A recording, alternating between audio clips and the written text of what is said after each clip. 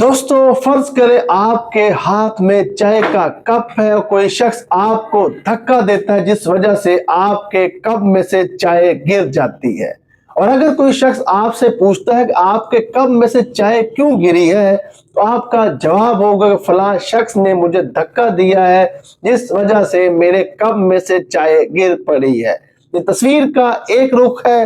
تصویر کا اگر آپ دوسرا رخ دیکھیں تو یہ ہے کہ آپ کے کپ میں جو چیز تھی وہی گرے گی۔ آپ کے کپ میں چائے تھی جس وجہ سے وہ چائے گر پڑی۔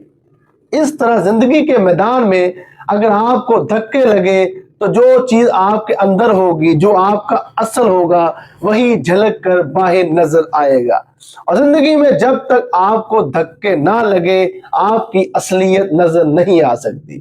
اور اگر زندگی کے میدان میں آپ کو دھکے لگے تو پھر آپ کے اندر جو اصل ہوگا وہ سامنے آ جائے گا۔ اگر آپ کے اندر صبر ہوگا، خاموشی ہوگی، شکر گزاری ہوگی، انسانیت ہوگی، وقار ہوگا تو وہ بھی نظر آ جائے گا۔ اور اگر آپ کے اندر حسد ہوگا، بغض ہوگا، کینہ ہوگا، غصہ ہوگا اور حقارت ہوگی وہ بھی نظر آ جائے گی۔ اور یہ فیصلہ آپ نے کرنا ہے۔